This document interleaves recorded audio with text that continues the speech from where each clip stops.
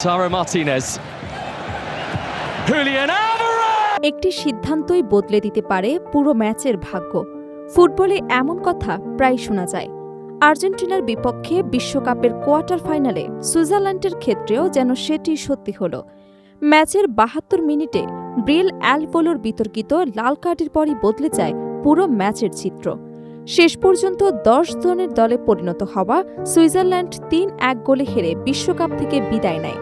Match শেষে Swiss খেলোয়াড় এবং কোচের কণ্ঠে ছিল তীব্র হতাশা এবং ভিএআর সিদ্ধান্ত নিয়ে ক্ষোভ। ঘটনাটি ঘটে ম্যাচের ৭২ মিনিটে। আর্জেন্টিনার মিডফিল্ডার লিয়ান্দ্রো পারেদেস অ্যালভোলোকে ফাউল করে প্রথমে রেফারি পারেদেসকে হলুদ কার্ড দেখান, তবে ভিএআর পর্যালোচনার পর সেই সিদ্ধান্ত বদলে যায়। রিপ্লেতে দেখা যায় পারেদেসের সংস্পর্শে আসার আগেই এমবোলো পড়ে যাচ্ছিলেন, ফলে পারেদেসের হলুদ কার্ড বাতিল করে এমবোলোকে সিমুলেশন বা ইচ্ছাকৃতভাবে ফাউল আদায়ের চেষ্টা করার দায়ে দ্বিতীয় হলুদ কার্ড দেখানো হয়। আগে একটি হলুদ কার্ড থাকায় লাল কার্ড দেখে মাঠ ছাড়তে হয় সুইস এই ফরোয়ার্ডকে। সেই সময় ম্যাচের স্কোর ছিল ১-১। ড্যান অ্যান্দয়ের সমতাসূচক গোলের পর ম্যাচের নিয়ন্ত্রণ অনেকটাই সুইজারল্যান্ডের হাতে চলে এসেছিল, কিন্তু একজন কম নিয়ে খেলতে বাধ্য হবার পর ধীরে ধীরে ম্যাচে আধিপত্য বিস্তার করে আর্জেন্টিনা এবং শেষ পর্যন্ত ৩-১ ব্যবধানে জয় নিশ্চিত হয়।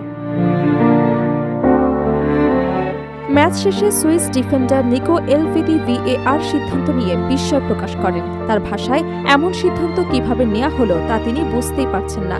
সুইজারল্যান্ডের কোচ মুরাদ ইয়াকিনও লাল কার্ডকে ম্যাচের টার্নিং পয়েন্ট হিসেবে উল্লেখ করেন। তিনি বলেন, তাদের দল ম্যাচ নিয়ন্ত্রণ করেছিল এবং খেলায় আধিপত্য ছিল, কিন্তু এমন একটি নিয়ম প্রয়োগ করলে দলকে বড় শাস্তি দেওয়া হয়েছে যা তার কাছে বোধগম্য নয়। ইয়াকিনের দাবি, রেফারির উচিত ছিল খেলা চালিয়ে যাওয়া। নিজের সিদ্ধান্ত সংশোধন করতে গিয়ে শেষ পর্যন্ত সুইজারল্যান্ডকেই ক্ষতিগ্রস্ত করা হয়েছে। এমবোলোর পক্ষেও দৃঢ় অবস্থান নেন সুইস কোচ। তার মতে, এমবোলো সবসময় দলের জন্য নিবেদিত একজন ফুটবলার, তাকে এককভাবে দোষারোপ করা অন্যায়। লাল কার্ডের পর এমবোলো মানসিকভাবে ভেঙে পড়েছেন বলেও জানান তিনি।